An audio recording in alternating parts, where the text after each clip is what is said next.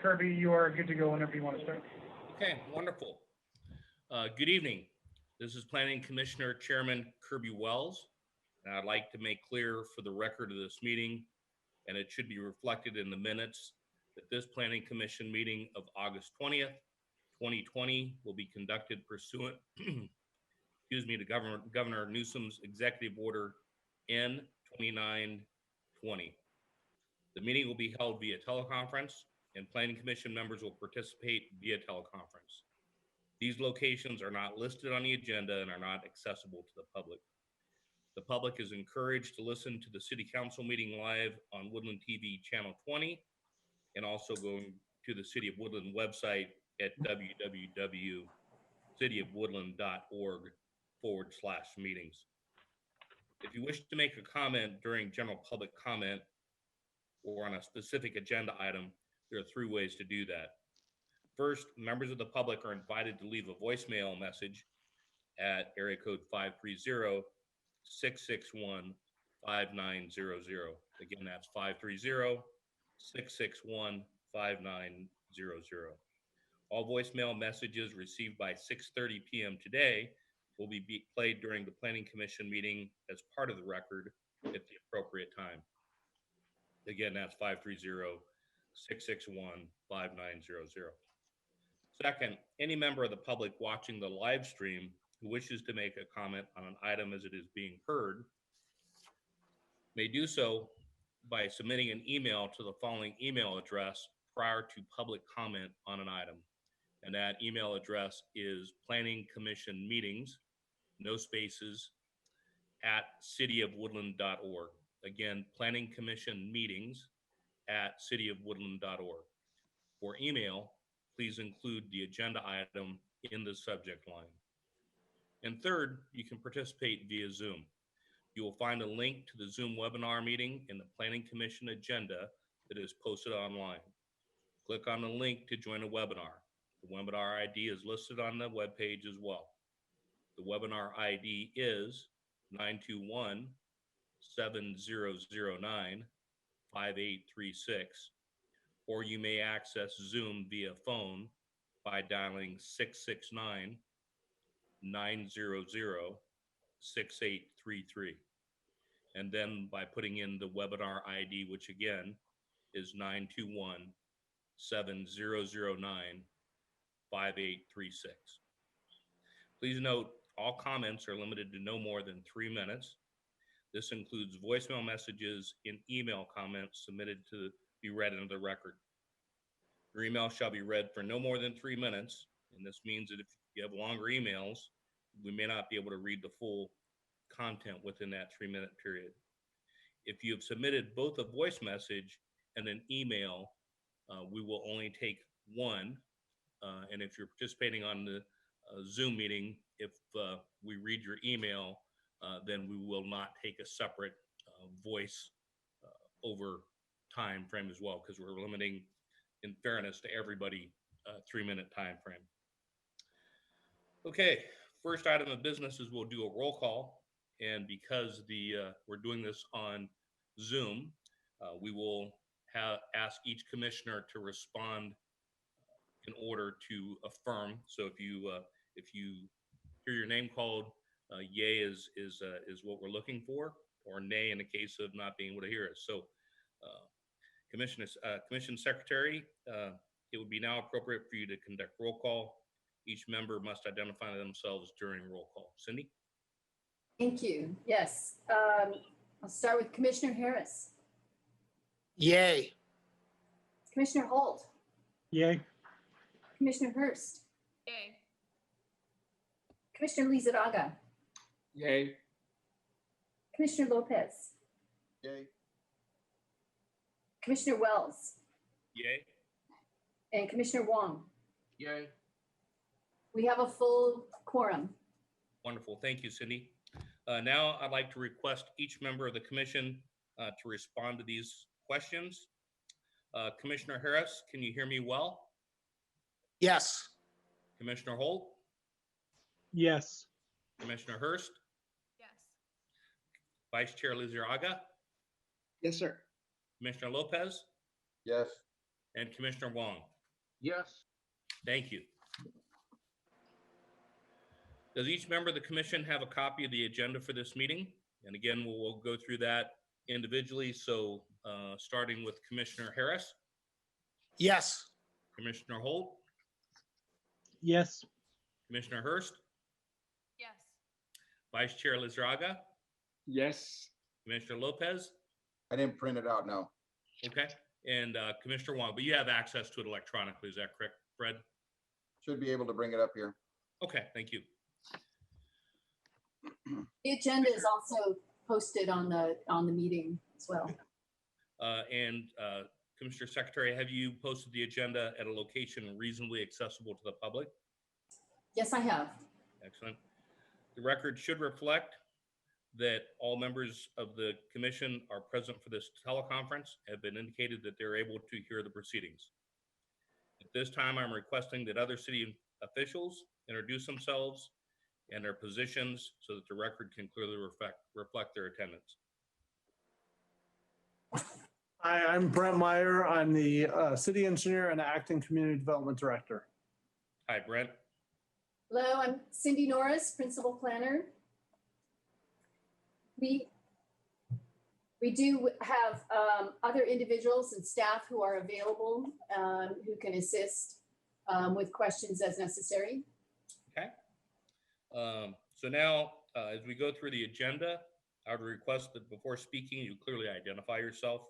For example, this is Commissioner Holt, etc. Let the individual speak and please do not interrupt.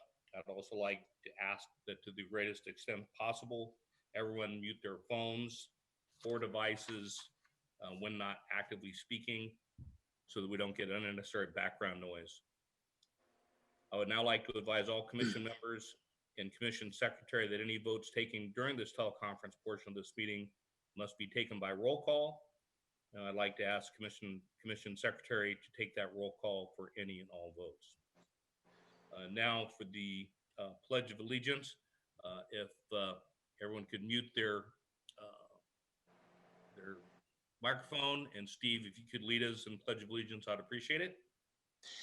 Okay, I pledge allegiance to the flag of the United States of America and to the republic for which it stands, one nation under God, indivisible, with liberty and justice for all. Steve, thank you for that. Okay, so the first item of business is I'll request if any member of the commission or staff wishes to make a statement and or make a request for anything that is not on our event today or for our meeting today. It's either new business or comments that you'd like to make, and I will go in alphabetical order. Commissioner Harris? No comment. Okay, thank you. Commissioner Holt?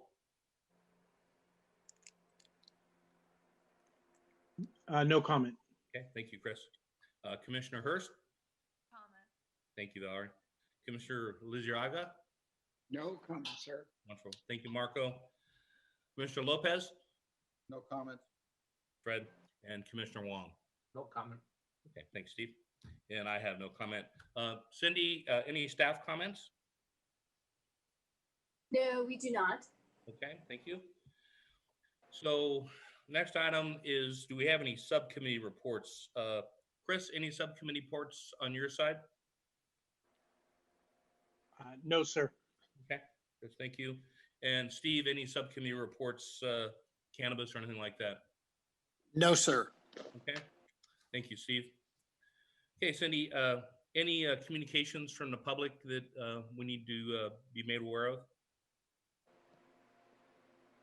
No, I'm sorry? no, we do not have any communications from the public. Okay, thank you. Okay, as the chambers are closed to the public, is there any member of the public who submitted an email or left a voicemail for the general public comment portion of this meeting? And Cindy, I think you've already addressed that. Mr. Wells, this is IT. We do have one person from the public raising their hand. Okay, and now is this on an item that is going to be on the agenda this evening, or is it an item that it will be new business? I am not sure. Okay, One moment.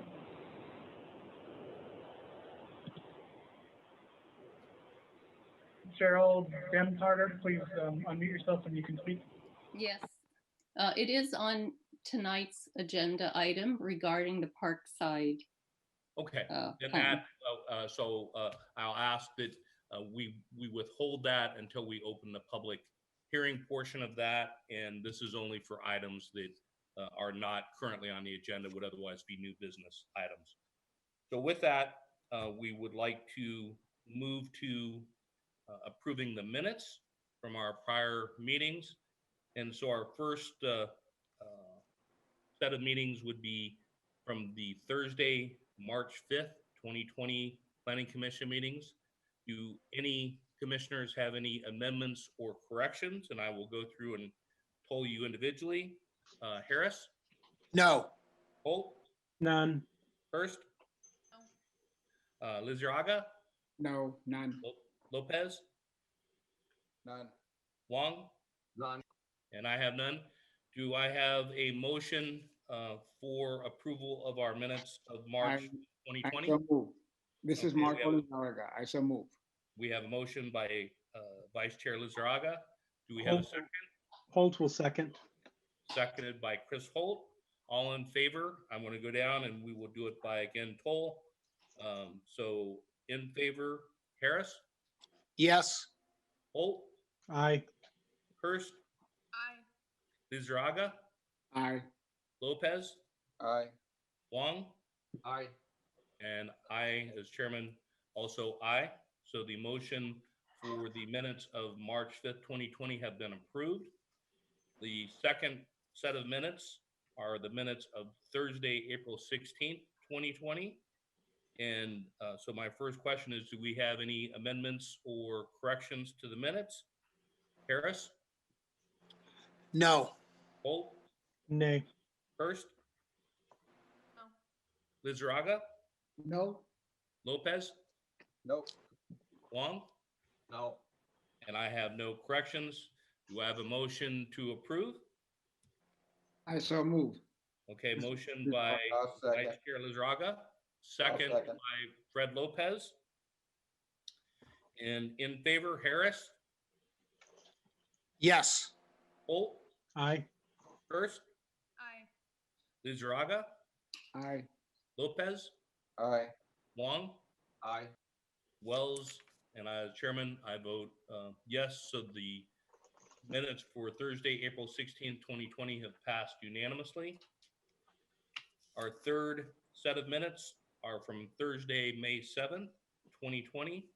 Do I have any amendments or corrections? Harris, No. Holt, No. Hurst, No. Lizarraga, No. Lopez, No. Wong, No. and I have no amendments or corrections. Do I have a motion for approval? I so move. Okay, Vice Chair Lizarraga moves to approve. Do I have a second? Second. Hurst. Okay, second by Commissioner Hurst. Those in approval, Harris, Yes. Holt, Aye. Hurst, Aye. Lizarraga, Aye. Lopez, Aye. Wong, Aye. Wells is aye as well. So the motion has passed unanimously to approve the Planning Commission meeting minutes of Thursday, May 7th, 2020. And then finally, we have the minutes of Thursday, June 18th, 2020. Do we have any amendments or changes to the minutes of June 18th, 2020? Harris, No. Holt, No. Hurst, No. Lizarraga, No. Lopez, No. Wong, No. and Wells, no as well.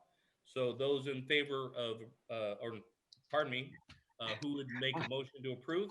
I so move. Okay, motion by Vice Chair Lizarraga. Do I have a second? Second. I'll second it. Okay, second by Steve Harris.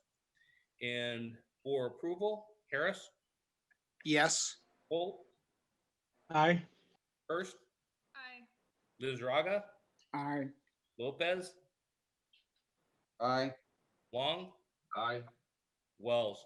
And so that motion passes unanimously for the minutes of Thursday, June 18th, 2020. Thank you, everybody, for that little bit of lengthy minute approval. And so next on our item is to clarify, which we've already done. We'll go through and we've restated everybody who has made the motion so it's clear for the record. And now we're going to, on our item now, pardon me for a second, is to move that to Cindy for our item on agenda for this evening. Thank you, Chairman Wells. Let me take a moment to get the PowerPoint up on the screen.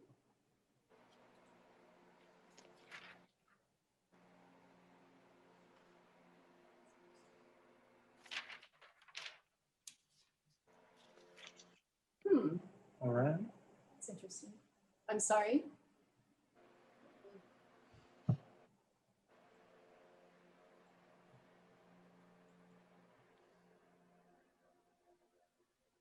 Thank you. All right. Let's get this set. Okay. Again, good evening. Thank you. We are here to receive a presentation about the Spring Lake Parkside 3 project. It's a small lot subdivision proposed by Lennar Homes. So tonight, the Planning Commission is being asked to consider a request by Lennar Homes for a proposed tentative subdivision map 5155 with associated general plan and specific plan amendments for the Parkside 3 development site within the Spring Lake planning area. Other associated entitlements include a plan development overlay, a site plan and design review, Spring Lake EIR addendum, and a development agreement. So this slide that's on the screen now shows you the overall Spring Lake area map. The Parkside 3 development is located at the northwest corner of Sports Park Drive and Matmore Road, which is shown highlighted with the red circle. The existing zoning under the Spring Lake specific plan is currently R8 and R15. The R15 is shown as the slightly darker color. The overall site, including both parcels, is 7.3 acres in size. These parcels were created and previously included as remainder parcels in the tentative map for the Huntington Square project, which is just west of this project site. This site is considered an infill development as there are existing single-family homes to the west, to the north, and Woodland Christian School to the east, as well as city property to the south, including the Community and Senior Center, which is actually to the southwest. When the Huntington Square project was built, that project improved both the north and south side of Sports Park Drive, constructed Hadley Road, added curb gutter, sidewalks, and streetlights to the infill site. I'd like to call your attention to the blue rectangle, which is the anticipated bike and pedestrian overcrossing, which should start construction next year. I'd also like to point out another project to the west of the Huntington Square development is an area that's known as the Prudler development site.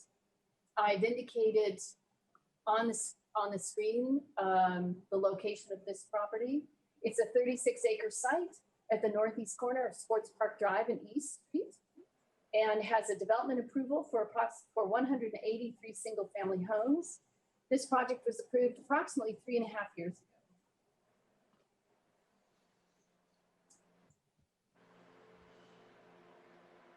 ago. So this next slide, it just shows some examples and visual examples taken of the existing area. To the upper left is a shot of Hadley Road. It shows looking to the west. It shows the bulb out at the corner intersections as well as the crosswalk. To the upper right is an image of the west boundary. It's actually looking across the site to the west, and it's showing the existing homes and the existing fencing along the west boundary. In the lower left is Sports Park Drive, and this shot is looking east towards Woodland Christian School. On the north side, you can see the vacant land of this project site. On the south side, you can see both the striping for the parking and bike lane, as well as the off-road 10-foot multi-use pedestrian path. It's a multi-use path, actually. So, and then the lower right is the north boundary, and it shows the existing homes as well as the existing fencing along that north boundary. As you can see, the property site's vacant. I already mentioned that there's perimeter infrastructure that's been installed, and you can kind of see that the pad itself is actually slightly raised. So this next screen illustrates the proposed general plan amendment for the Parkside 3 project site. The upper shot indicates how it's existing. The northern parcel is MD, which is medium density, and the lower parcel is low density. The shot at the lower end with the blue arrow indicates the proposed amendment to actually amend the general plan for the project site to allow the 3.5 acre southerly site to be amended to medium density.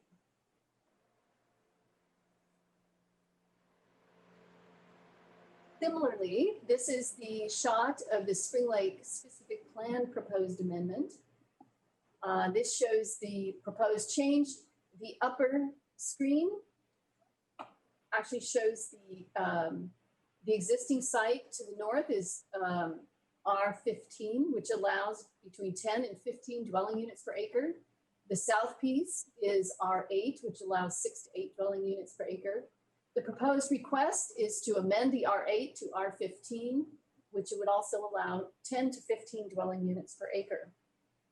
The existing land uses, as currently designated, allow up to 83 units at maximum density.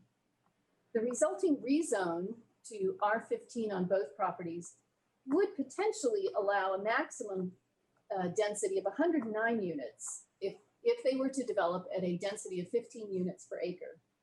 The applicant is proposing to develop 97 units, which is 14 more units than allowed under the current zoning designation, and provides a project density of 13.3 dwelling units per acre. Generally, the purpose for the request is to allow consistent project design of small lot single family homes on both parcels.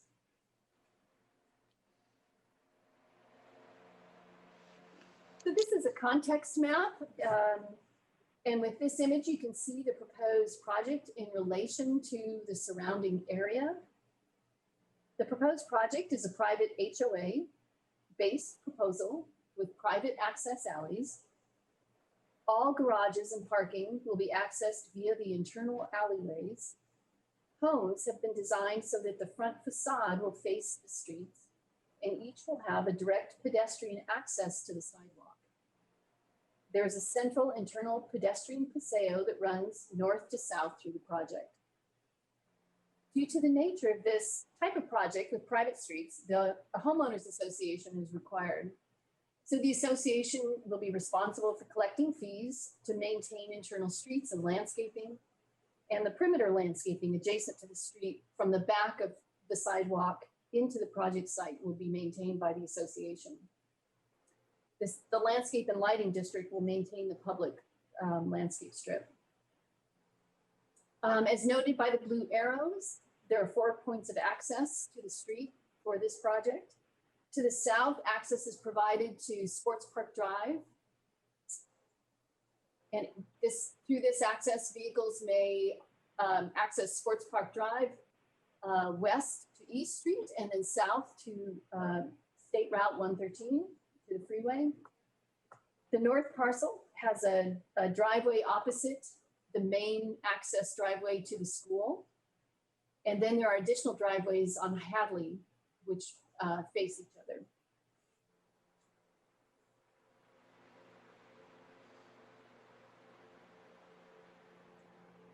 So I'd like to talk a little bit about the project review process. A project application was submitted to the city in August of 2018. The most recent submittal by the applicant was received on August 12th, 2020, and is known as alternate A. And it's actually the subject of the analysis, both in the staff report and in this presentation. The project site, which is a long and narrow site, presents design challenges. And infill sites very often are smaller, unusually shaped sites, which require creativity and flexibility during the design process. Because this is an infill site that has some constraints and existing established residential development in and around, the city felt that it was important to provide early notification regarding this application and has facilitated several means of notification to the surrounding neighborhood. In April of 2019, the city mailed early notification of the application submittal to all adjacent residents and owners. The city received comments from 28 individuals, as well as a petition with 187 signatures, expressing concern over density, traffic considerations, and parking. There was also a fair amount of discussion on sites such as next door neighbors. In response, after consideration, the applicant modified the site plan and removed one unit, reducing it from 99. The original application proposal in 2019 had 99 units. So they reduced that proposal to 98 units and adjusted some other access ways, and were able to add more on-site guest parking. So the parking increased from 32 to 49 spaces. In August, this August, on the 3rd, upon resubmittal of an updated plan, the city facilitated a neighborhood meeting. This meeting was held via Zoom. There were approximately 40 attendees and 24 individuals commented, either through the Zoom as well as in email. In response to comments heard at the meeting, the applicant has submitted a revised development plan on August 12th. The analysis, as I said, the analysis in this report will evaluate that revised submittal. Just in summary, the applicant has removed a south driveway onto Matmore Road, eliminated one unit, and increased on-site parking from 49 to 61 spaces. I'd like to just note, with regard to notification for this planning commission meeting, the city mailed out notices to owners and residents within 1,000 feet, as well as emailed all individuals who have provided information and indicated that they'd like to receive notification through email. So what I'd like to do is then summarize key comments from the August 3rd meeting on the next slide. So as mentioned before, the city received 24 comments from individuals at the neighborhood meeting. The comments are summarized in the points or as shown on this slide, and I'll just read them. There was concerns regarding parking in adjacent neighborhoods. Individuals expressed concern with regard to traffic congestion on Matmore Road and impacts to adjacent streets. There was a number of concerns raised regarding speeding on Matmore and Sports Park Drive. Concerns were expressed regarding backup at Gibson and Matmore. A number of concerns or questions came in regarding safety and visibility concerns at Matmore and Tyler. There were safety concerns expressed on South Matmore, particularly relating to bike and parking conflicts. And there were questions that came up regarding the traffic analysis for the project. It's my intent to address these concerns through the course of this presentation. I'd like to note the specific plan, as I mentioned, allows density on the two parcels of up to 83 units.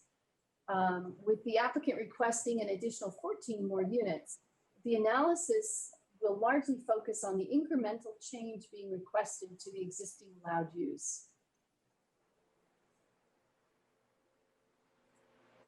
So first and foremost, the analysis looks at consistency with the city's general plan. So the 2035 general plan was approved in May of 2017. After a 4-year process, the general plan acknowledged that the city has limited land resources and included a number of overarching goals to emphasize compact development, particularly infill development, to provide complete streets, which allow for all modes of transportation, and to reduce, to the extent possible, auto dependency, thereby reducing greenhouse gas emissions. In particular, I'd like to discuss policy 2C1. This is a policy that was very specifically included in the general plan to express these overarching goals and to acknowledge potential trade-offs that may come with development. I'd like to read that policy, actually. So policy 2C1 states, promote compact development patterns, mixed land use, and higher development intensities that conserve land resources, reduce vehicle trips, improve air quality, and facilitate walking, bicycling, and transit use. Achieving the benefits of compact development supported in the general plan may result in potential trade-offs related to traffic, noise, open space, and privacy. Sensitive design and appropriate performance standards may assist in mitigating these concerns. Where growth and increased density is allowed pursuant to this general plan, these issues are acknowledged and accepted. Multiple additional policies, which are provided and explained in the staff report, express a desire to see infill development, to accept a traffic level of service, standard D, throughout the city, which is acknowledged to allow a greater amount of traffic delay and congestion on roadways in exchange for reducing the amount of overall roadway width and construction that's required. Further, the general plan has encouraged reducing parking standards, in particular for housing development, because parking is one of the key limiting factors that results in reduced densities. It's acknowledged that application of general plan policies is a balancing act, and it is definitely a situation, it's somewhat situational dependent. I would also like to just to state that as an expressed desire in the general plan is to increase the installation and use of bike lanes throughout the city. Providing the infrastructure will occur on an incremental process that will occur over time on a street-by-street basis. In a current example, I'm sure you've noticed the work that's underway along West Gibson to implement a road diet and add bike lanes. The desire is that eventually Woodland will provide a complete network of identified and safe bikeways.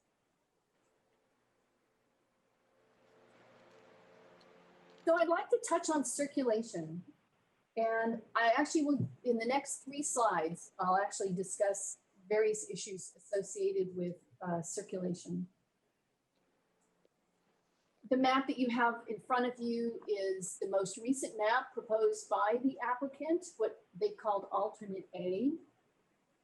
And in this map, what is shown is that what some of the changes, there used to be a driveway located here on the south parcel south of Hadley.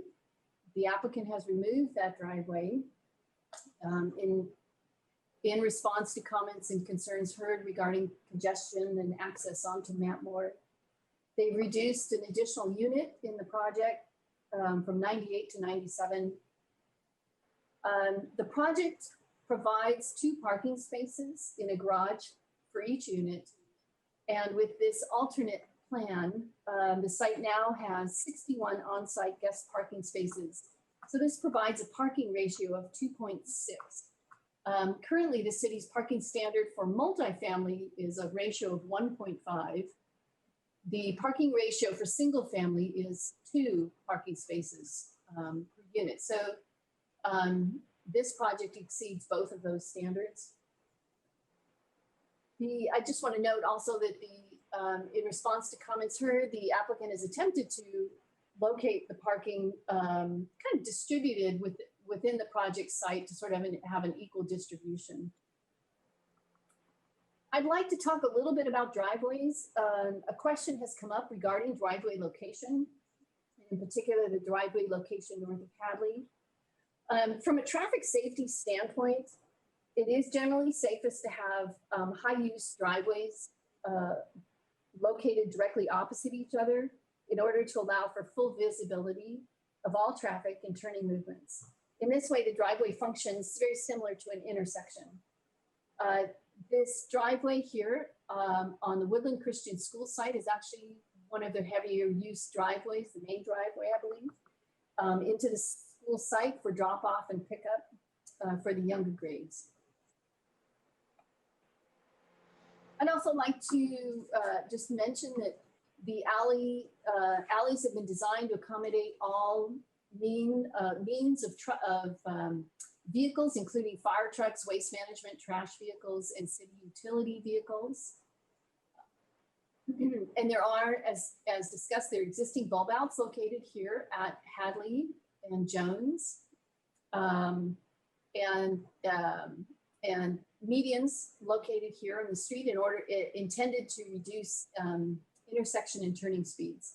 Actually, that's Hadley and Matmore, I'm sorry.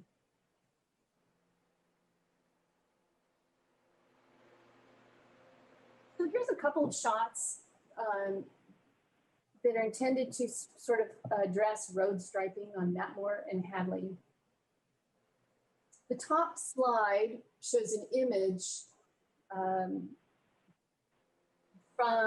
it's from Google, and it's from 2015, so it's before the existing condition.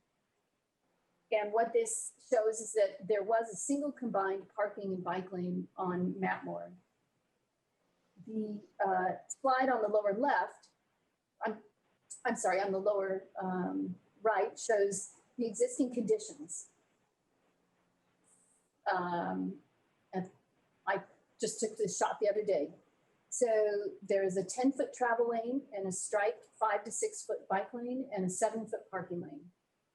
The goal in adding this additional striping has been to highlight and emphasize bike use and safety. The situation in the striping should actually improve the condition for bikes because it puts drivers on notice and it encourages them to hug the curb. This may create the appearance of a narrower lane, but what it actually does is it adds, honestly, a little bit of friction with the intent that traffic will slow and be a little more cautious if they know that this is a bike lane that they are adjacent to. The lower left slide shows the median and bulb outs at Hadley and Matmore intersection. The intent of these traffic calming features is to slow intersection speeds at this location. I'd also like to mention that the traffic striping and improvements are consistent with state and Caltrans design criteria, and our city traffic engineer is fully aware of those standards and requirements with regard to road striping. So this is the last slide regarding circulation. Consistent with general plan policies to encourage traffic calming and in response to concerns heard from the neighborhood, the applicant has agreed to install off-site traffic calming features.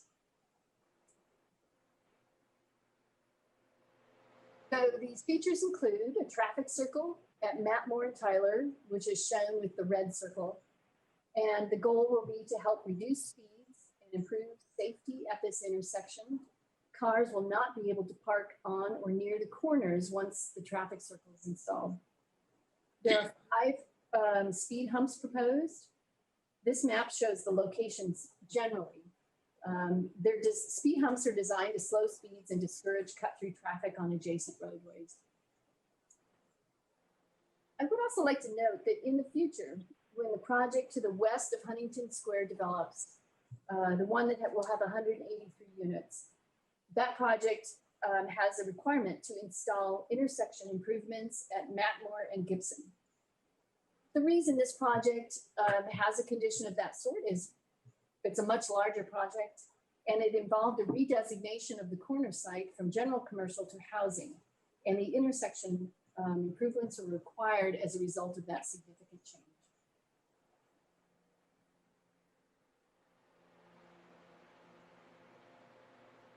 This slide that you have before you illustrates the lot mix and pre-plot plans for this application. As part of the application, the applicant has requested a plan development overlay to allow amendment to the interior setbacks and individual lot coverage requirements. I would like to note that all project perimeter setbacks are consistent with required standards and requirements. So the north-south linear shape of the infill parcel, as well as requirements that the units face the street, has resulted in a design with 4 rows of lots parallel to Matmore Road. There is a central paseo that is located in the project that runs north to south. The paseo is, the public part of the paseo is 10 feet in width, and then each unit is set back 5 to 6 feet from the paseo.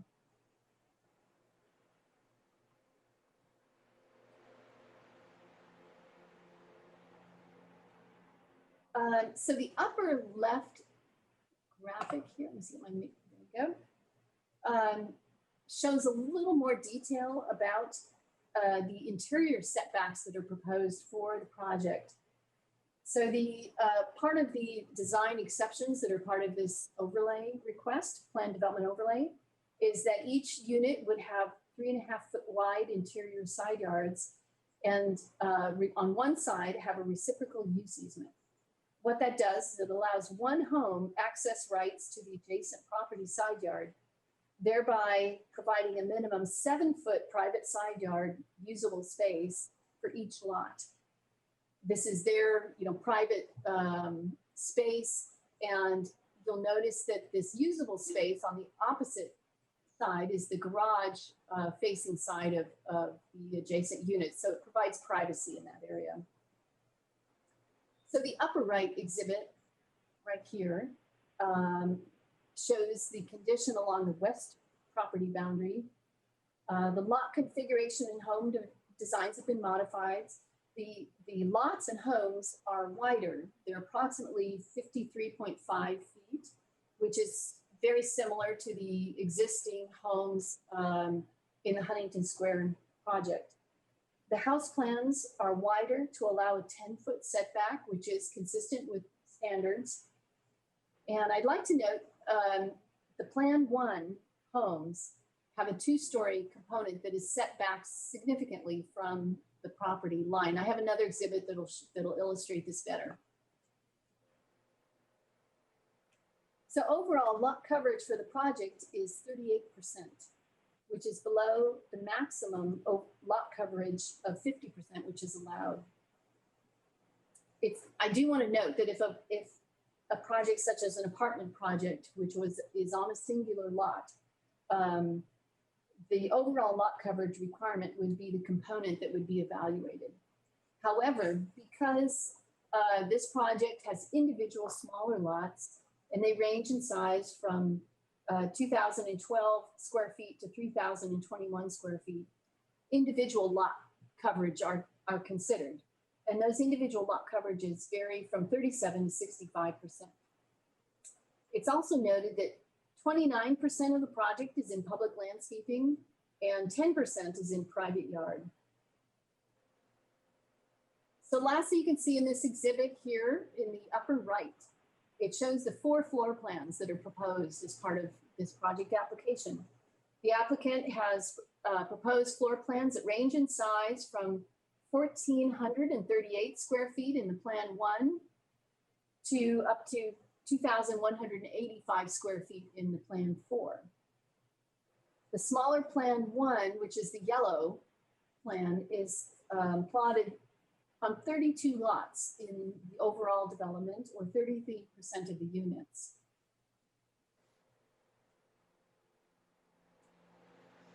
And as I mentioned, I was going to talk about the perimeter conditions. So the intent here is to show what happens at both the west boundary and along the north boundary. So the top image illustrates what happens with regard to setbacks and unit placement along the west boundary. As I mentioned, the Plan 1 has been designed so that the two-story portion of that plan is set back significantly, and thereby providing about 22 feet of distance from the property line before there is a two-story portion on the structure. It is primarily single-story in nature, facing the west boundary. For the Plan 2s, there is a two-story portion, and they will be set back 10 feet from the western property boundary. As you know, the graphic indicates that the existing fence will remain. The reason for that is that the fence is relatively new. There's very little grading differential between the existing and proposed lots, and therefore there's no reason to remove and or replace that fence. This southerly image provides a cross-section illustrating the situation along the north boundary. Shows the current existing homes are set approximately 20 or so feet from the property line. There is a landscape area, and then there's the alley and parking along this. So homes are set back more than 40 feet from the north property boundary. I would also like to note there is a grading differential. The proposed project site, which you could see in the images, that the project site is actually at a slightly higher grade. So when the overall site is graded, the pads will be a little higher. There will be up to a 2-foot retaining wall, and then there will be a wood fence located on top of that retaining wall. The applicant will be working with the adjacent property owners, and should they be willing, will remove their fence for this the proposed new fence. I would also like to identify that the type of footing that's being used is an L-shaped footing, with the intent being that all of the grading and the retaining portion will be entirely on the project site. I would also like to mention that there was an arborist report conducted, and the purpose of the report was actually to evaluate the proximity and condition of the trees that are on the existing lots here on the northern, to the northern properties. There are conditions that have been placed on the project to protect those trees and to utilize hand digging when work is close to the northern boundary here near those trees, in order to do everything possible to protect those trees and any tree roots in the area. So these images illustrate the proposed landscaping for the project. The shot to the south is one half of the project, illustrating, you can see the landscaped paseo down the center of the project. With the homes facing the street, there will be shade canopy trees planted along Manmore as well as on Sports Park Drive. There's also screen planting proposed along the north boundary, the bay laurel shrub. The excerpts here of the lot, the intent here is to show the condition and how the interior patio spaces and lots will be landscaped. To the north, this actually shows the west boundary. The applicant is intending a little patio space with landscaping, and then along this west boundary.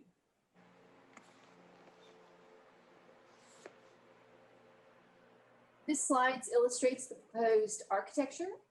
As I mentioned before, the project proposes 4 floor plans. Each has 3 elevations.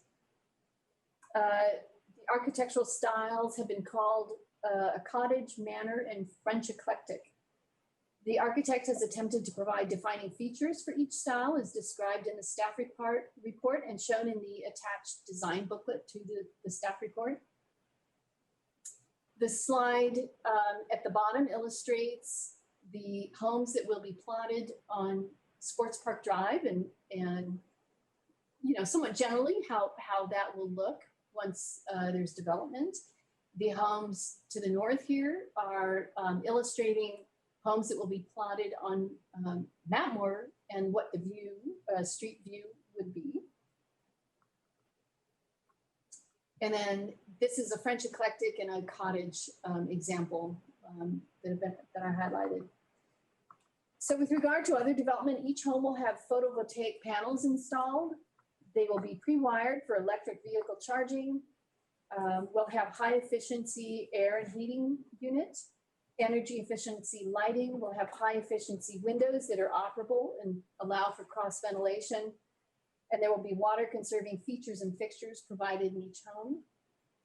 The project will provide canopy shade trees throughout, particularly over sidewalks and parking areas, as well as to the extent possible to shade sidewalks and streets. So I'd like to take a moment to talk about the affordable housing obligation on the project. As outlined in your report, Parkside 3 is subject to the Spring Lake Affordable Housing Plan. This project requires 20 affordable units. The applicant is proposing to pay in lieu fees in the amount of $6,000 per unit, which results in a total payment of $582,000. It's anticipated the payment will be received after the second reading of the ordinance. This is somewhat unusual. Typically, the affordable housing payment is paid upon issuance of each building permit for each home. And so it's usually accumulated in a much longer sort of incremental time frame.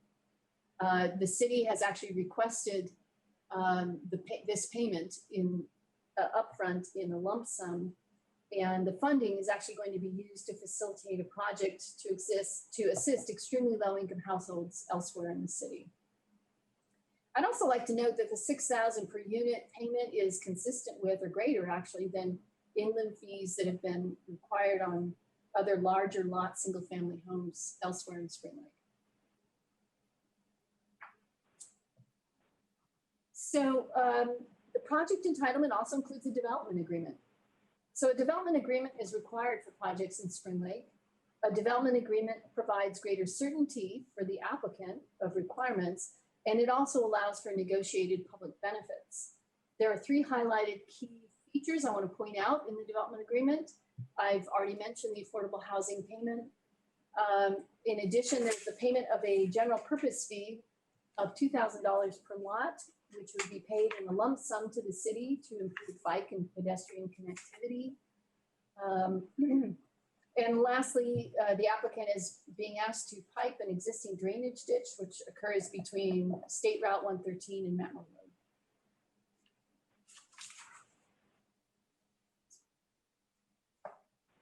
So in addition, the Spring Lake specific plan requires each development application to include certain project level property specific analyses to demonstrate consistency with performance thresholds and requirements of the Spring Lake specific plan and the Spring Lake specific plan mitigation monitoring program.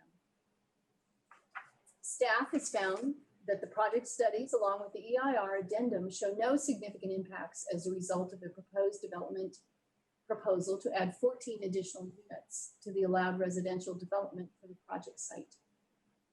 A question did come up, as I mentioned in the summary of the public comments regarding traffic analysis. The city has a threshold standard that a traffic analysis will be required if a project will generate 50 additional peak hour trips.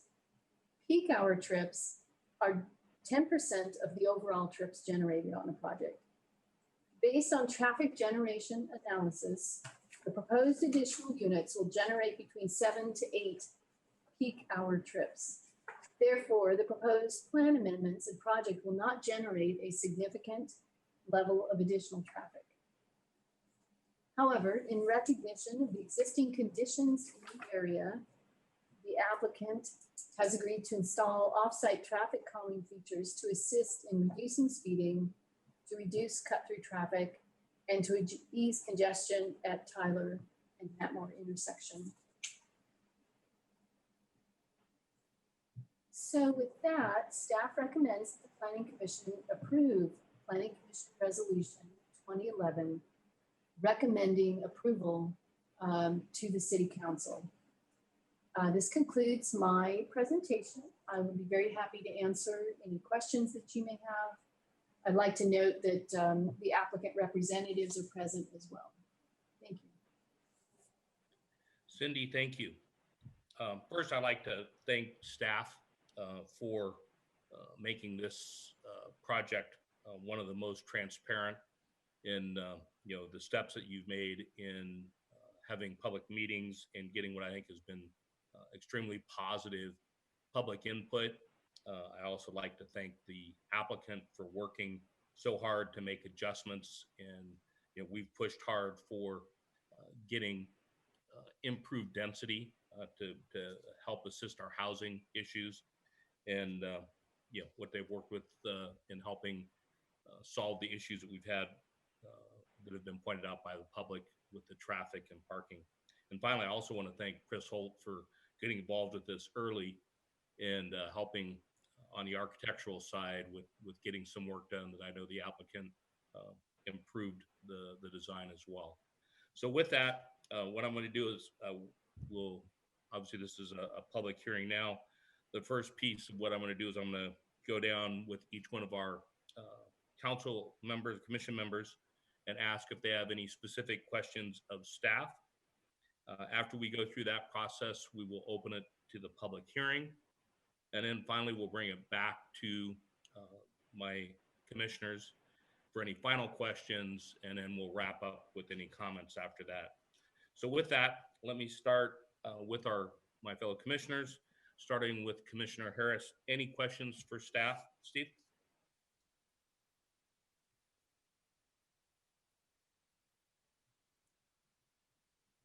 Commissioner Harris? You're muted, Commissioner. Okay, well, when Steve comes back, we'll get his input. Commissioner Holt, any questions? Yes, I do have a couple of questions. Go ahead. A couple of questions for staff. So Cindy, looking through the slides, I noticed along Matmore Road, there was an indication of some parking, but it wasn't the whole length of Matmore all the way. So I noticed there was some area in front of the school that was marked off as red, likely for the fire access if needed. But then there's a section on the south parcel that had no cars parked there. Are there specific parking exclusions along Matmore currently? Actually, hello. It's more for Brent, sorry. Yes, I see that Katie Roselle, our traffic engineer, is on the call, on the Zoom, and I think perhaps she can answer that question. That'd be great.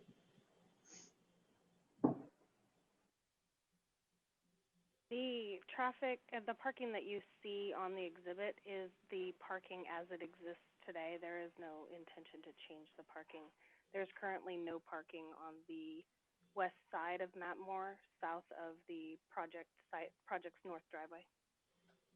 Okay, great. That was exactly my question. Has there been any talk of eliminating the rest of the parking along the north parcel on the west side of Matmore?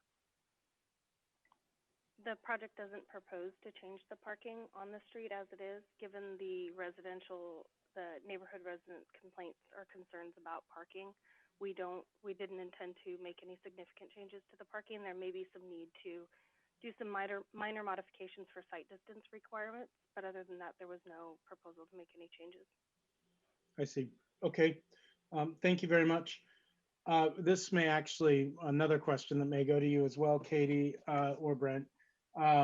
It has to do with the traffic circle being proposed at, I think it's Tyler and Matmore. Is that going to be a traditional European type traffic circle where it's basically a four-way traffic flow? Or is that going to be more of the California modified, which is basically a two-way stop and two-way go with a big island in the middle of it. I'll be honest, the details of that design haven't been worked out yet at this level of the design process. I would say that it will most likely be more of a modified design, just given the right-of-way concerns that will exist as soon as we start trying to make sure that we can manage our fire trucks and our delivery vehicles through that intersection. Gotcha. Okay, yeah, I drive them all the time in Sacramento, mostly on I Street, and I just find that our modified traffic circles actually cause more trouble than they fix on the general driver's ship. It's such an awkward thing to do when you hit those. If you're at the stop sign portion of those traffic circles, it'd be so much better if we could just get on board with like real traffic circles if we're going to do them. That's my own opinion. And then finally, there is a question to Cindy. It has to do with the reciprocal use easements between the lots. Can you help me understand, does that mean that one of the units is going to get the entire 6-foot yard, or is it that both units are kind of sharing that 6-foot yard?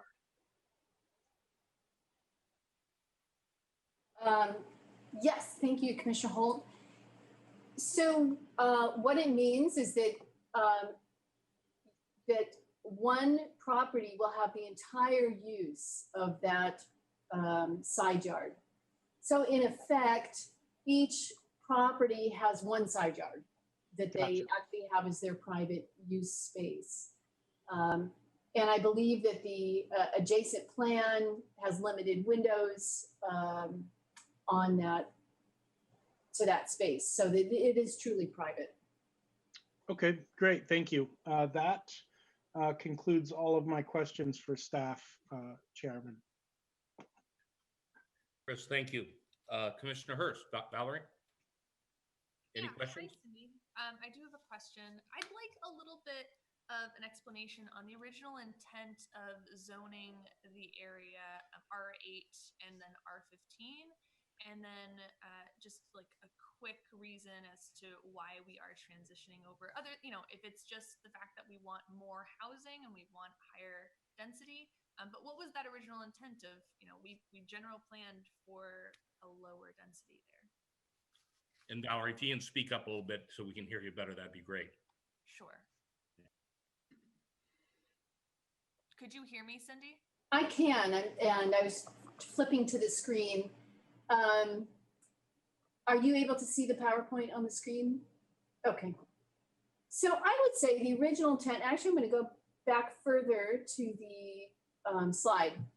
So, in Spring Lake, the original intent in Spring Lake was to allow for a variety and mix of housing types. And in the original plan, there were several focused neighborhood points that were identified. And they centered around, there were schools and parks that were very similar to this location right here. It was a school, a park, a 2-acre commercial site.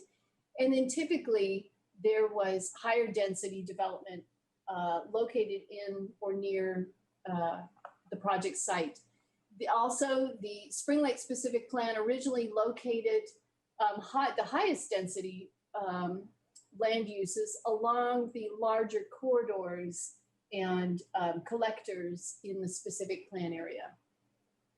And so I think the intent here, knowing that this was the bike overcrossing, you have facilities, public facilities.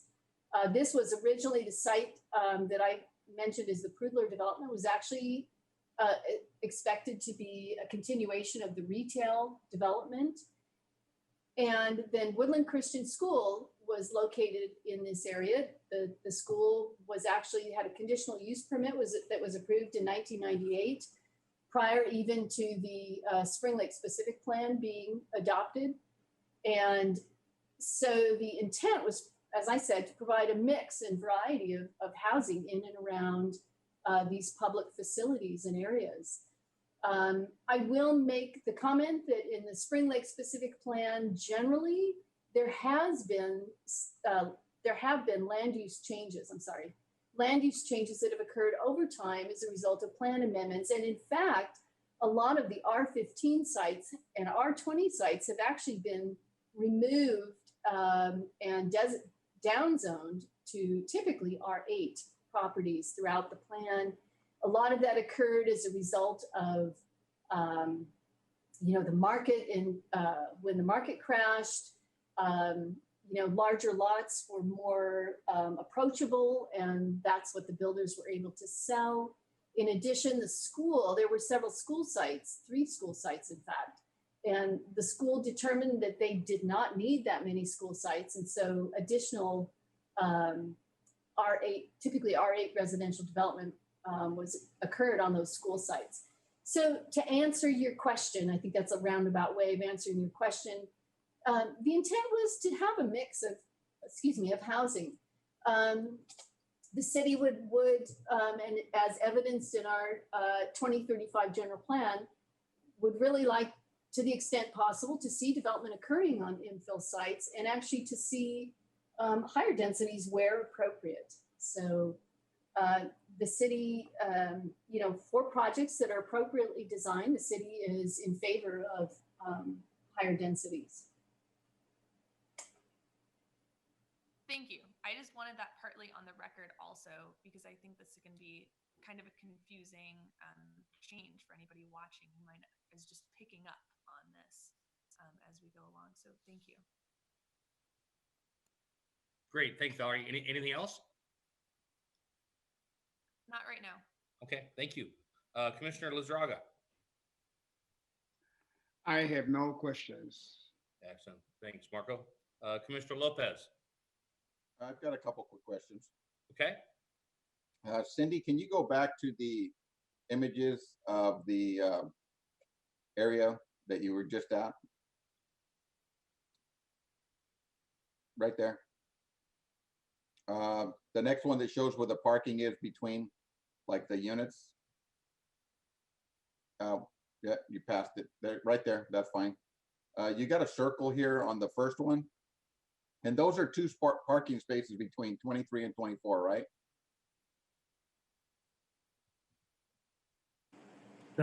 Yes, okay. Yes, the little blue items are parking spaces. So what this circle indicates is that's where there was a driveway. Right. Yeah, my concern is with the little parking spaces. Okay.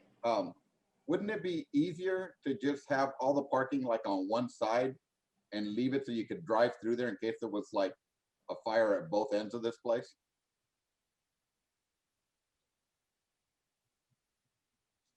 If you have a lot of space that's left in between there, or did that go to the adjacent houses?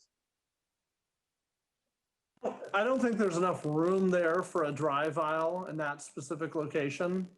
If we would have to remove a couple of units to provide a drive aisle. There's 2 parking spaces there, so there's enough for 2 cars. You would think you'd be able to drive through, right? Sorry, what you're talking about is removing the 4 parking spaces and just having a drive aisle instead. No, just have the parking on one side so you can drive through. Oh, so you can drive through to the I think you could actually probably get 1 additional parking space in there. If you put them all off on one side, I mean, I'm just saying.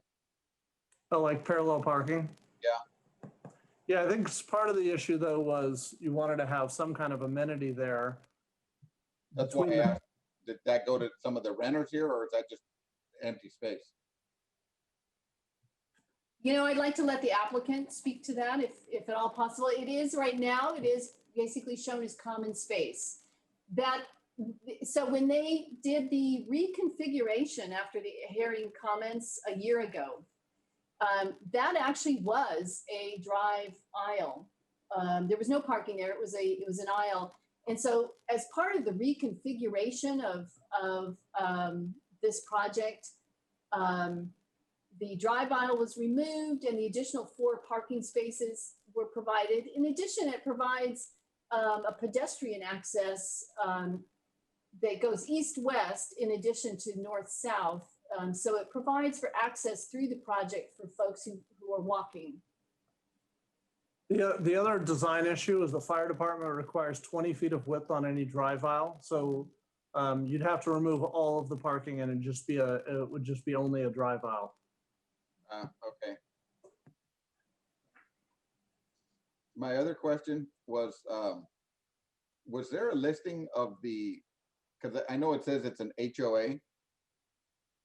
Is there a listing of what their, kind of like their charter is? Or is the HOA specifically just for the landscape?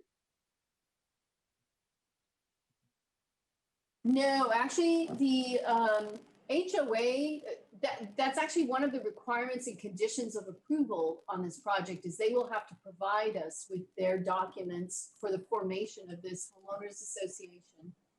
I will answer some of this. This may also be a good thing for the applicant to speak to later in their comments. But so no, the homeowners association, they will need to collect fees.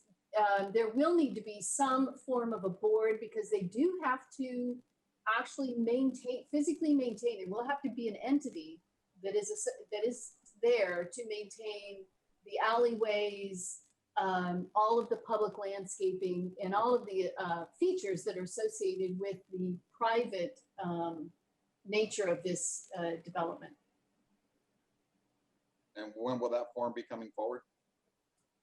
We normally ask to see those documents when they submit prior to final map. So it's when they're fully designing their project, and it's one of the requirements in the development agreement. We've also required that the board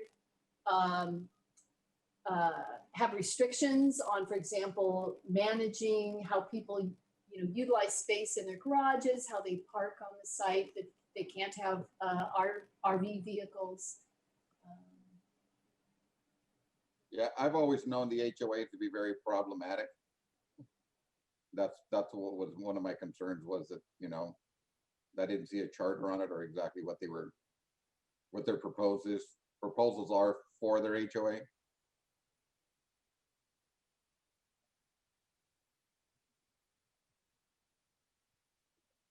I think the applicant can address that question better than I can, actually.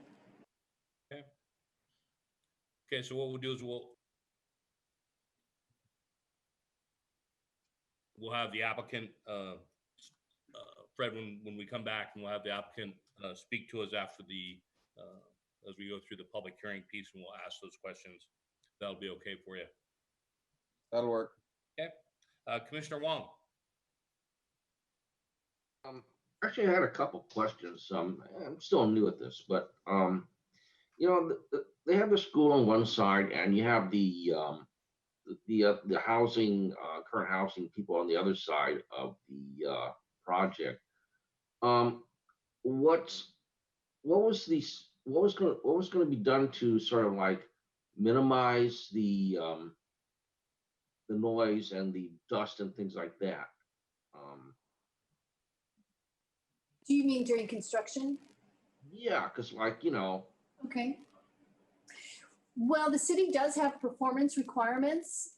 There are limits on when they can construct. There are requirements that they have to, minimize dust, that they have to, water down on excessive dust days. So they will have to be careful when they're doing their construction, particularly since they're adjacent to. Infill is always a little bit difficult when you're constructing. You're not out in the middle of nowhere. You're very close to people, and you have to be very careful. Okay. I just have another question. Those two big parcels of land, across from the school and across from, adjacent to the senior center. Are those going to be developed too?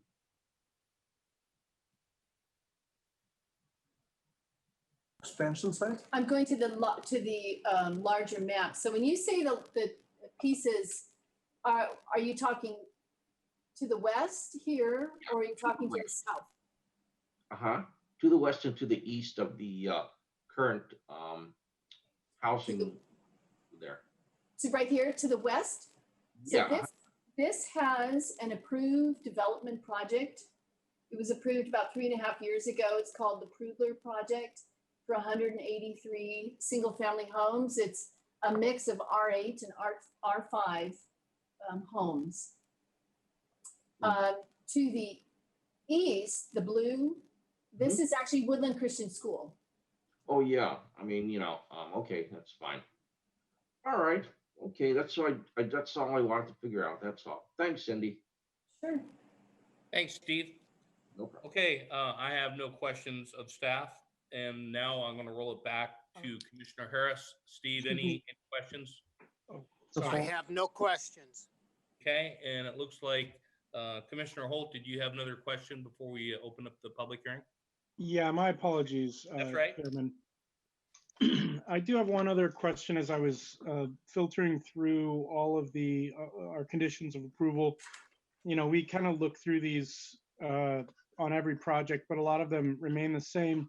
One thing I didn't see in here, and I'd like to ask Cindy about, was the hawk mitigation.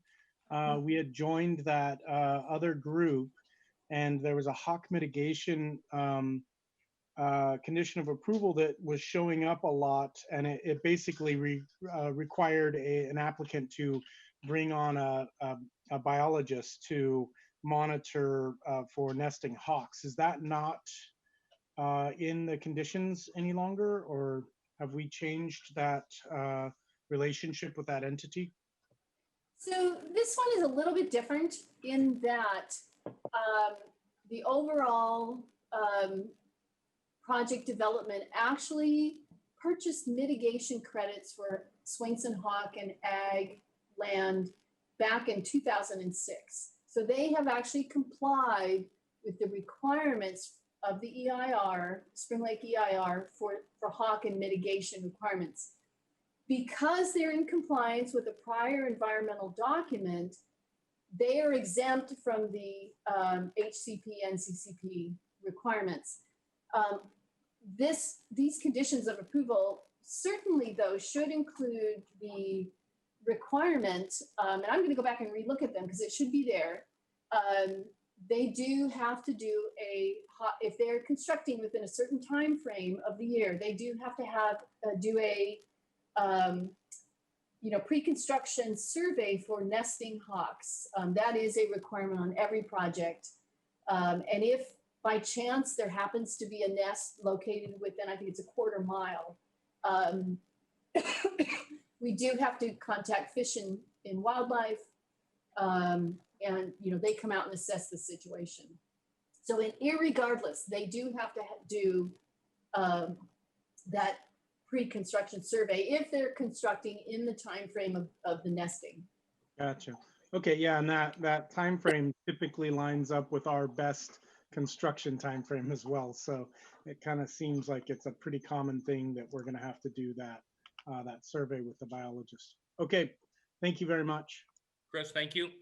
Okay, so I'm now going to open up the public hearing.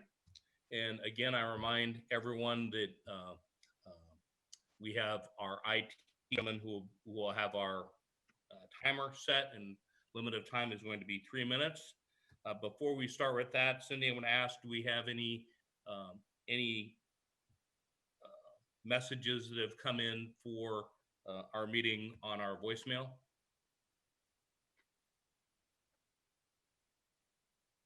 I'm actually going to ask Mr. Kimura if he has identified any voicemails or emails. There are 0 voicemails.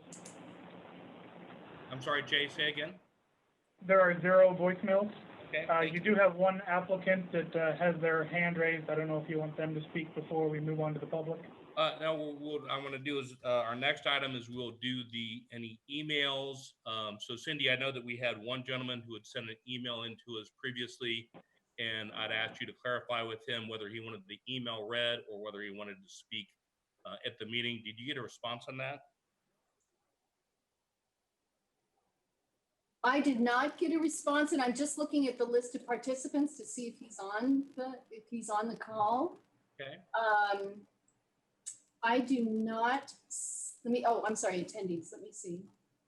I believe it was Mr. Jacks. Yes, I see that he is, we could ask him what he would prefer. Okay, let's do that now. Mr. Jacks, if you're available, would you prefer to speak to us verbally, or would you prefer to have your email read? I will make a separate statement. Thank you. Okay, so so we will not read the email then, as you'll do the separate statement. Okay. Cindy, do we have any other emails that we do need to read? I will let Jay Kimura indicate whether there are no new emails. Okay, excellent. So with that, let's open up the meeting to the public for verbal, and Jay will manage the 3 minutes. Jay, go ahead. First up is Jennifer, and after that will be Cheryl. Jennifer, if you can unmute, and your 3 minutes will start. Hi. Can I see the slide again that was showing a roundabout or some speed bumps? Cindy, you can go ahead and share again. Because I had sent an email in, I was requesting, is there a possibility to get a four-way stop at the corner of Tyler and Mountmore?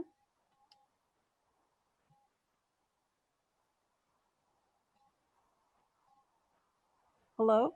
Okay, so we won't. So go ahead and make your statement, Cindy. Let me know.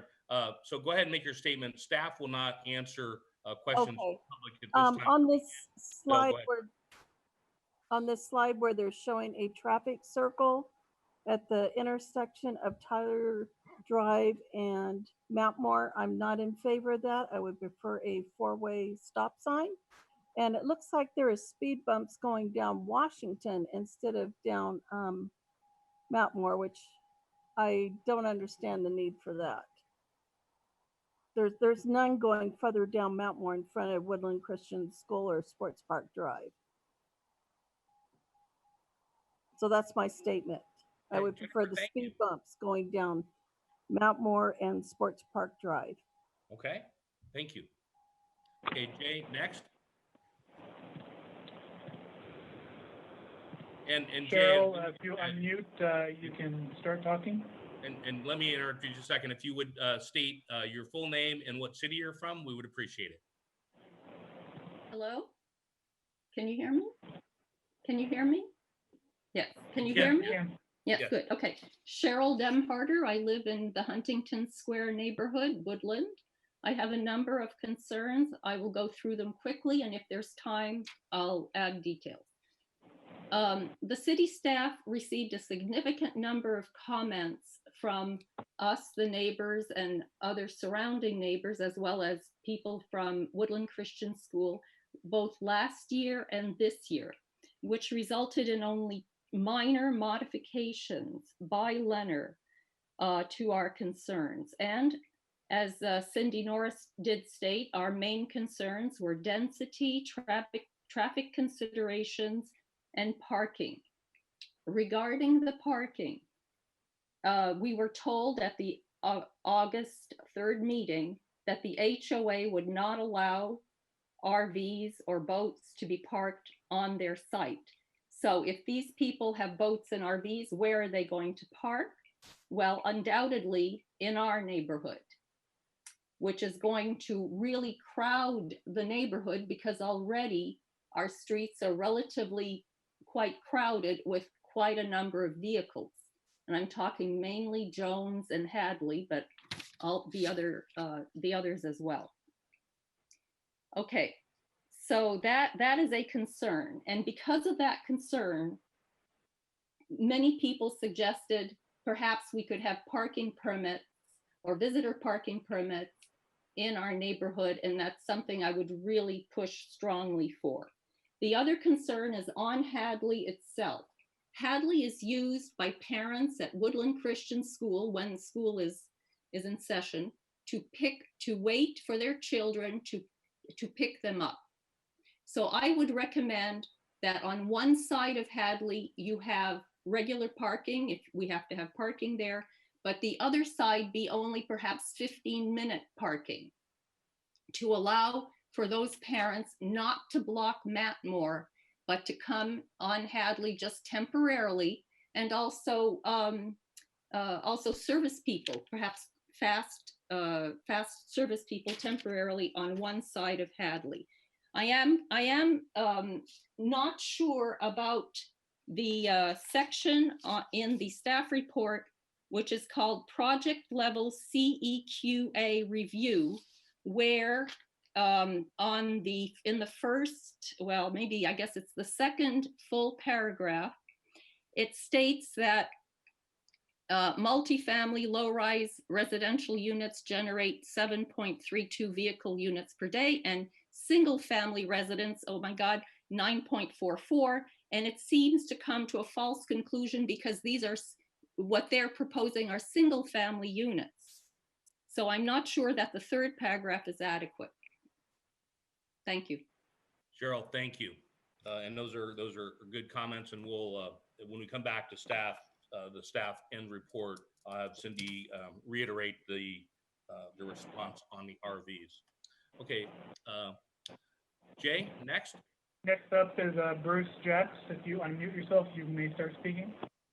Okay, would you not start me until Cindy pulls up a slide, please? The circulation land use plan. Do you hear me? Will you, Jay? Jay, can you let Cindy share that land use?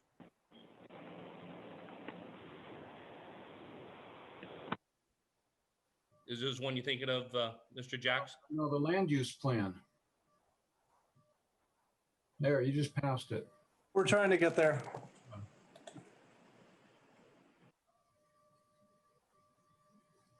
You just muted yourself. Oh, did I? We're unmuted now. I've been pushing it too. Oh, you have? Okay. Yeah. Maybe the No, it doesn't. How about the circulation plan? That'd be the best one, maybe. Okay, that's good. All right. Okay. Okay, I'm starting the 3 minutes. All right, fine. You know, I'm Bruce Jacks from Woodland, licensed civil engineer, by the way. I've been doing this for many, many years. I've been watching this project closely ever since Woodland Christian School opened or got their initial permit down there in 1998. I don't see the clock. And this project has really just far too much happening in the neighborhood with the school and this intensity of land use to be all crammed in on a 40-foot curb collector road. I particularly have issue with the parking in the 45-foot section up at the north end of the frontage. I sent you communications by email and some sketches. The parking on the west side of the road, that just needs to go. It's way too dangerous to have that parking there. With the initial plan on the school, they built a 10-foot trail at the insistence of the city, but it stops up just short of the north driveway, or the second north driveway, about 500 feet south of Tyler. So it'd be wonderful to have an off-street trail, but you got a big gap right there. So you have two on-street bike lanes, and they are far too narrow. You need to do some restriping out there to make it safe in the 40-foot curb section, and then you need to eliminate the parking on the west side to make the bike lanes safe. Caltrans talks, they have a 5-foot bike lane standard, and that's what it is up in that 45-foot section where the parking is on both sides. That's not safe because you're squeezing a bike lane in between a parked car and a travel lane. Caltrans 5-foot, that's if you had it on the side of a road and a travel vehicle is just on one side. You know, you're not squeezed in between a parked vehicle there. I'll talk quickly about the traffic circle. I talked to somebody who lives on Tyler. They said traffic backs up clear past Tyler in the peak early morning. So I don't think a traffic circle is going to help out there. Maybe a stop sign would. The HOA parking, I think you're dreaming if you think you're going to get people to park in their garages. And there's no enforcement after they're gone. The 15-minute parking, I don't think that works on Hadley. There's no way to enforce it. And if you think about Hadley with parking there, it's going to look like Brubaker over off of Farmers Central Road, where there's a single family on one side. It's a 34-foot curb road like Hadley. You got single family on one side and high density on the other. If their cars are parked on both sides, which they probably will be, only a garbage truck can get down the middle of there. You cannot get two-way traffic down Hadley Road safely with cars parked on both sides. So that's it, I guess. Mr. Jacks, thank you very much. Next. There is currently nobody else with their hand raised. If you would like to speak and you are on a cell phone, you can press *9 to raise your hand.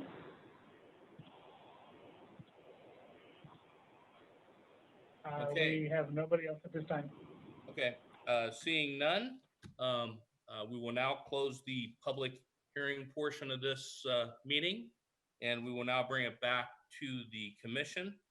And I'm going to kind of go through the list to see if there's any final questions of staff, and then I'll ask the applicant to answer a couple of specific questions that came up to the commissioners had. At the end of that, we'll roll back around for any final comments before we look at whether to engage a motion. So first, just for questions for staff, let me ask Commissioner Harris, any additional questions of staff? No. Okay, thank you, Steve. Commissioner Holt, any additional questions? No additional questions of staff. I do have one for the applicant, though. Okay. Commissioner Hurst, any additional questions for staff?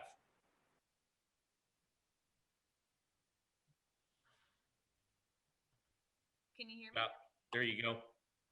No questions for staff. Okay, thank you, Valerie. Vice Chair Lizarraga, any additional questions? No questions, sir. Thank you, Marco. Commissioner Lopez, any additional questions for staff? Nope. Okay, thank you, Steve. Fred, any additional questions? Commissioner Wong? No, I do not. Okay, thank you, Steve. At this point, I'd like to ask the representative for the applicant to unmute.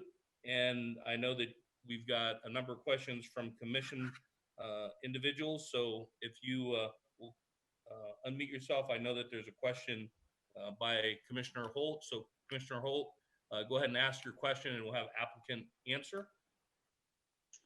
Certainly, thank you for that, Chairman Wells.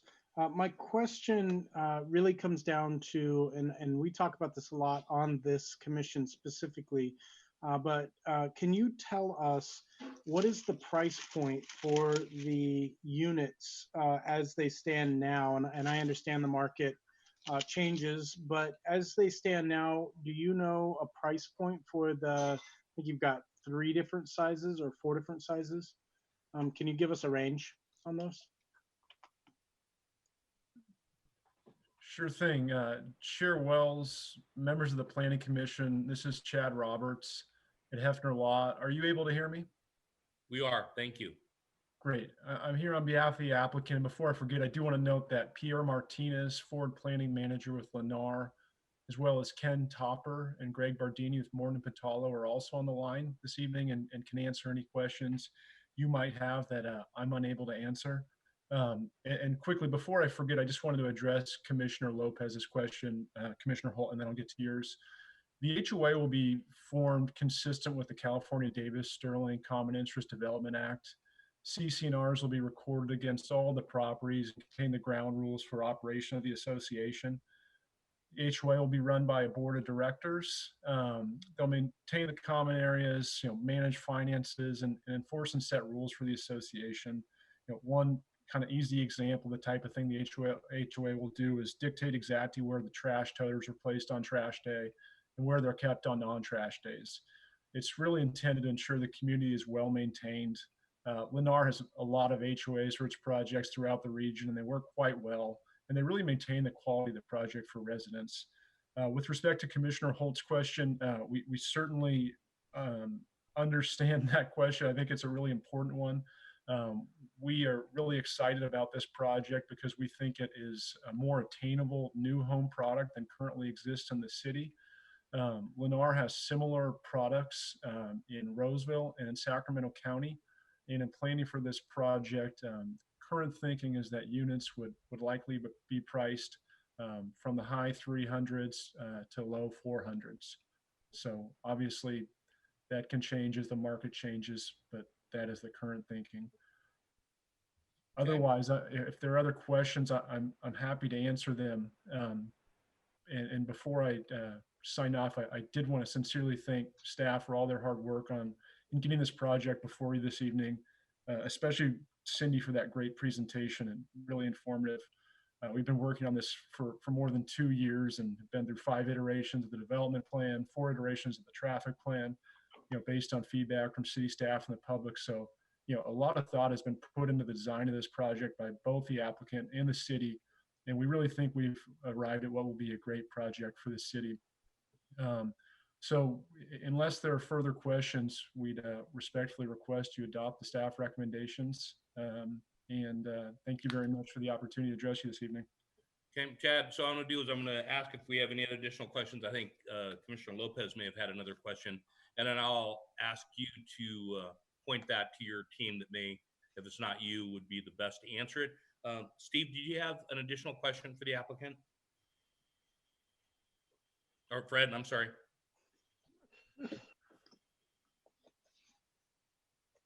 You're muted, Fred. Oh, can you hear me now? There we go. Yeah, no, that my question was, as far as their charter, he says they have other charters already established.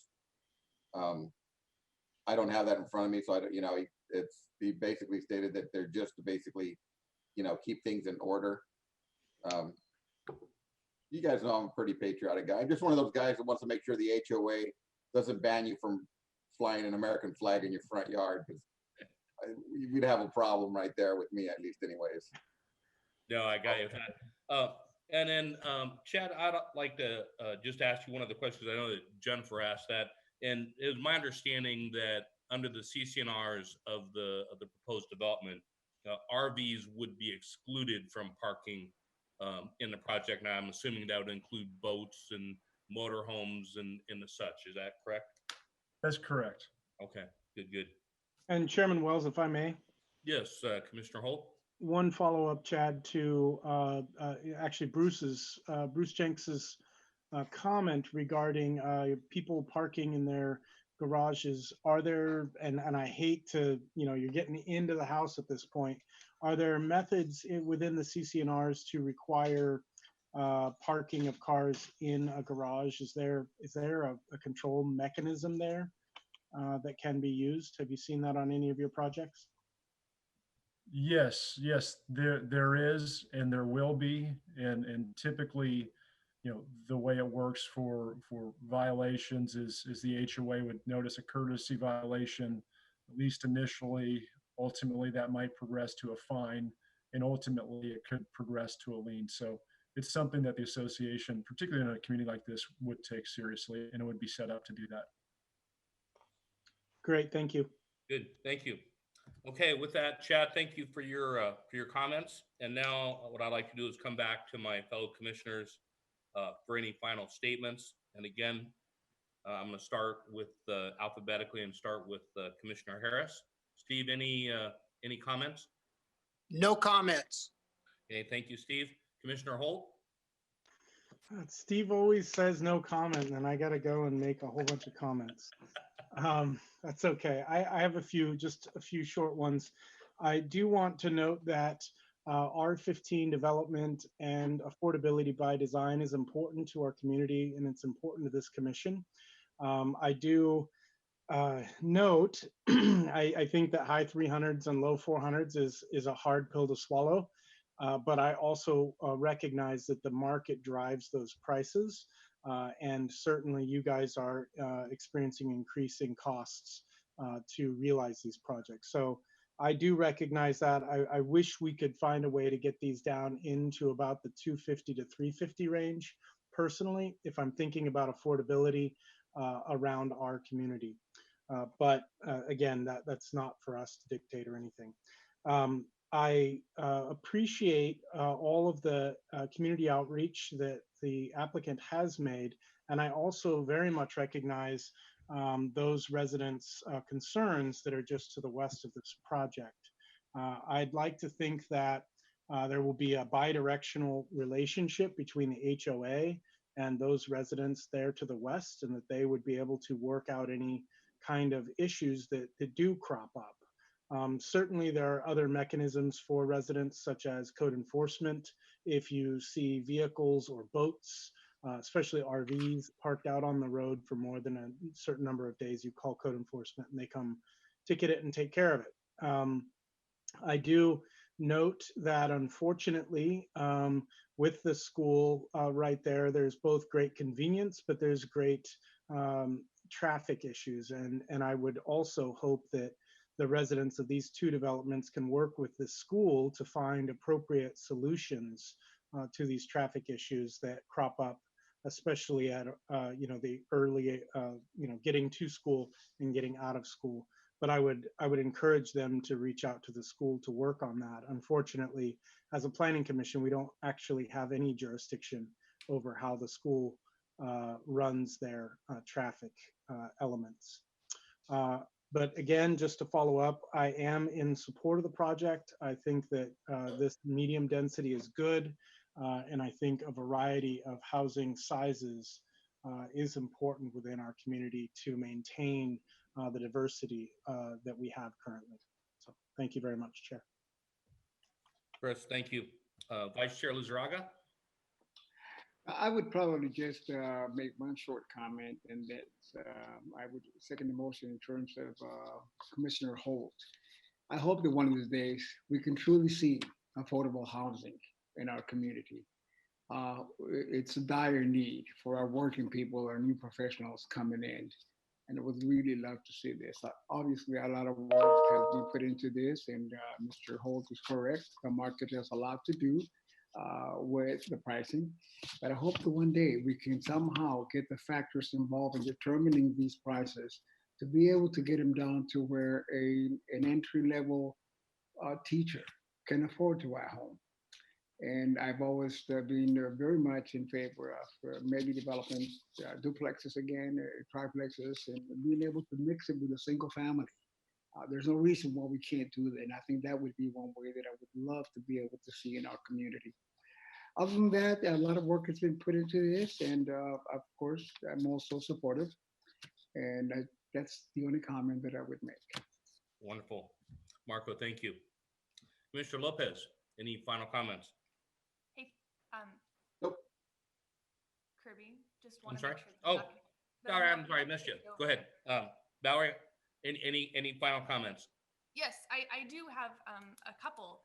Okay. Specifically, when I look deeper into this project, and I would like to recognize the fact that there has been a good back and forth over the years between developers and staff and the public, but it's brought to light a number of the flaws that I see in new housing developments. I should preface this by saying that I am not opposed at all to medium density or high density housing, but I am more concerned about how we are structuring neighborhoods and the ultimate health and well-being and vitality and sense of place of a community that the design then encourages. And Woodland's general plan, as it's structured and how the specific plan is structured, it's created a strong sense of place. It wants to create the strong sense of place. It's leaning into forward-thinking practices that do support every socioeconomic level, age, family structure that exists in our community so that they can thrive. And with that being said, I personally did not find that this neighborhood design or landscaping design vision of Lennar was particularly imaginative, I have to say. I think, because Lennar has done similar installments in Roseville and Sacramento, it's not a matter of, it's been successful there, but like people come to Woodland because they want to live in Woodland. They want to live in the small town feel. They want to experience what we've created around agriculture as well. It's neither of those places, and people aren't living there for a reason. So this building project is, I think it's leaning more towards concrete. It's leaning more towards beige. We live in this lovely natural environment, and none of it is being leaned into. It's supposed to attract families, but I would say that there's no real place for a kid to throw a ball around. Where are they supposed to go? What I see is a lot of streets, a lot of streetscapes, and not a whole lot of green space or open space. So I also think that we should be promoting some more interactive neighborhoods, for ways for neighbors to get to know each other and promote interreliance. I don't really see that in this development, and I can easily see it becoming more of a bedroom community where people come home, shut their doors, and have no real reason to talk with each other past that. And as my fellow commissioners have mentioned, these homes are being marketed in the high 300s to low $400,000 range. That's not entry-level housing exactly, and these are all two-story. So the things in the general plan for aging in place, attracting a variety of generations and socioeconomic conditions are not really being felt here. I don't think we're going to get the diverse mixed neighborhoods that it calls for. More like, I would say, a siloing of these groups. So the in-lieu fees have been levied. They are going to go to someplace else. It's going to be good, but are these in-lieu fees also creating issues of themselves with how the community interacts with each other, and just is seeing the same face right back mirrored to it? So I think lastly, I want to point out, where is the Woodland spirit in this development? Why are we not integrating the food front identity of Woodland into each new development that we have? Why are we not planting edible landscaping? We're looking at, people being able to grow at least part of their food on these small lots instead of the trees that we have just seen, and, bushes and trees that we see every place else. So that's a way for them to share, that's a way for them to interact, is over the food that they would be growing in these paseos, in these green spaces that they have. So I'd really like to see a change be made in the landscaping, citrus trees, orange trees, grapefruit trees, bushes, something that we can create.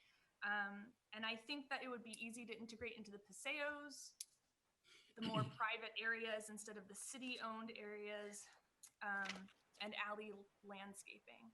So I realize that this project has been a couple years on the books in the making.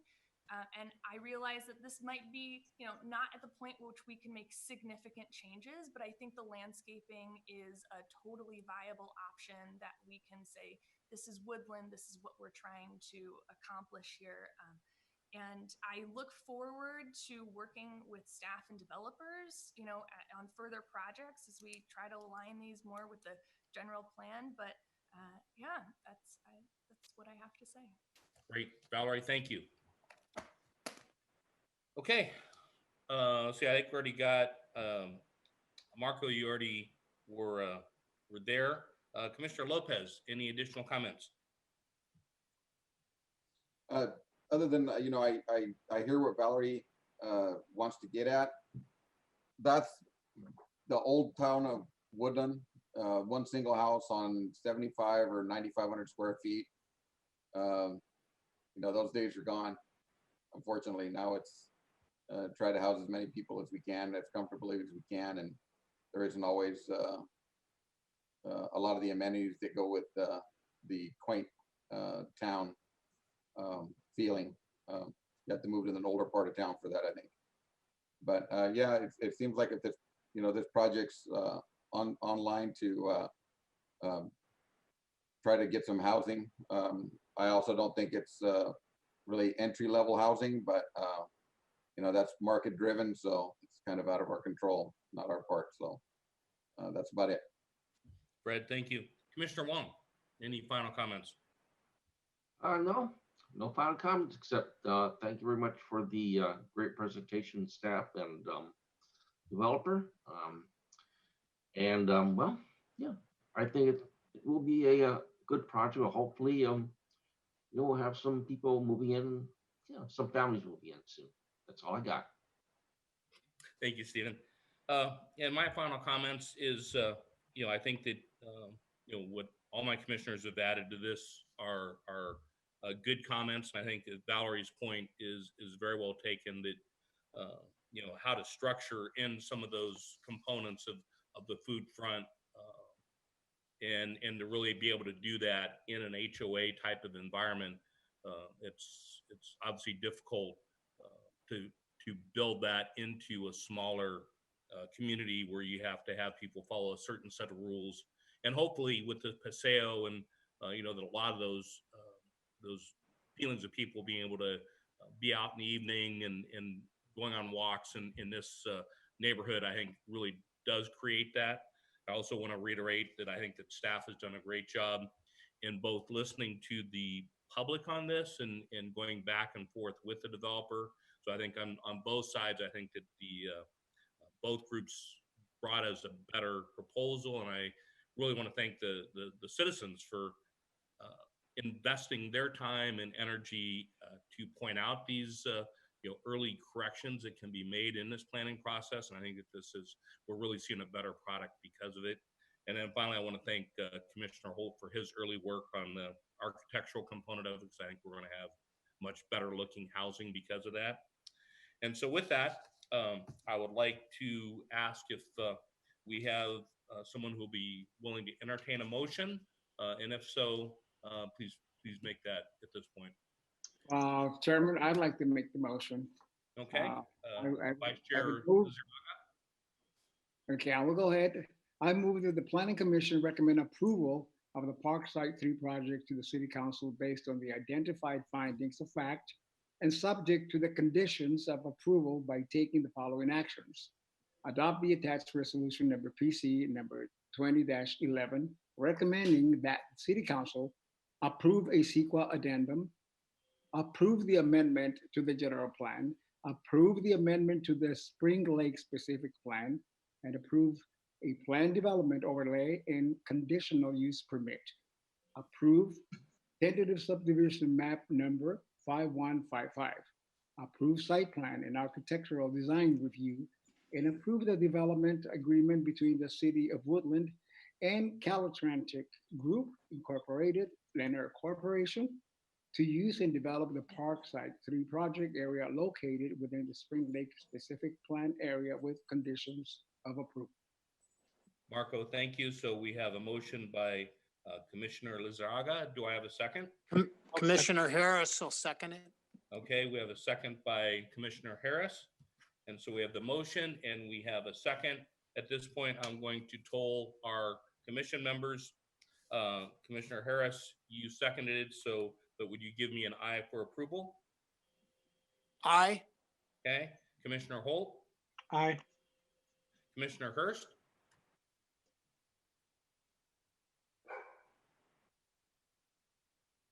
Valerie? I said nay. Nay. Okay. We have a nay.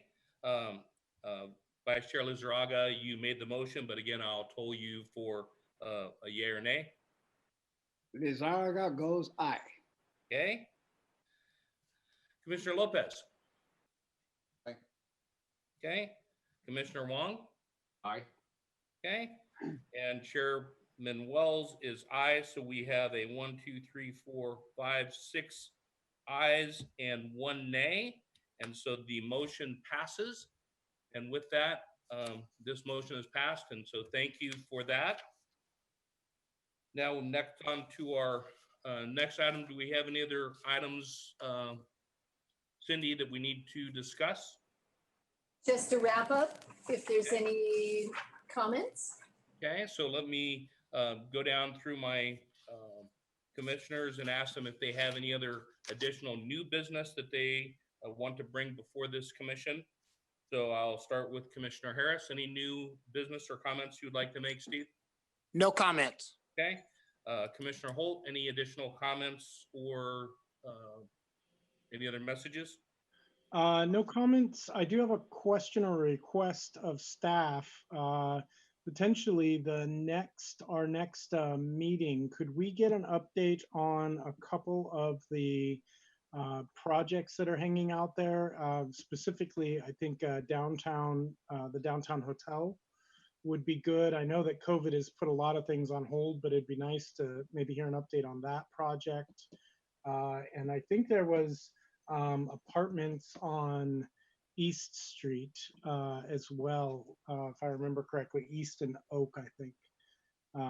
If we could hear an update on that as well. Chris, thank you. And Commissioner Hurst? No. Okay. And by the way, thank you for your comments. I'd appreciated those. Commissioner Lizarraga. Yes, I would just like to thank staff for all their hard work and for the presentation. It's good, and for dealing with the questions and for their ability to deal with the technology and the frustrations of dealing with the technology that we're having to deal with. Thank you very much. I appreciate it. Thank you, Marco. Commissioner Lopez? Nothing. Okay. Commissioner Wong? No comment. Okay. As the chairman, I'd like to thank all my fellow commissioners. Each one of these projects that we go through, each one of the individuals on this commission work on a pro bono basis. They do a lot of research work. We drive by the projects, we interact with the public, all with one goal, which I would have to say that I commend my fellow commissioners a great deal with, and that they come to this honestly and do a great service for the city of Woodland and for our public. So I appreciate each and every one of you. I appreciate staff work, and I appreciate the public that helped make this project a much better project. With that, do I have a motion for adjournment? Oh, yes, I so move. Okay, Marco has a motion for adjournment. I'll second that. Okay, Commissioner Lopez seconds to the motion. Again, I got to go through and tell everybody. So Harris? Agree. Yay. Yay. Commissioner Holt? I love you guys, but yeah, I agree. Let's Great. Valerie? Yes, ready to go. Okay. Commissioner Zaraga? I agree with Mr. Hall. I'd love to see you guys, but let's go. Okay. Commissioner Lopez? Yeah, that's a yay for me too. And dittos to everybody else. Good. It's nice having everybody on this commission. Yep. And Commissioner Wong? Hey, have a good night, guys. Yep. I agree. With that passes unanimously. The Planning Commission meeting is adjourned. Thank you. Thank you, guys. Bye, guys. Thank you. Be safe. Yeah, be safe. Take care, all.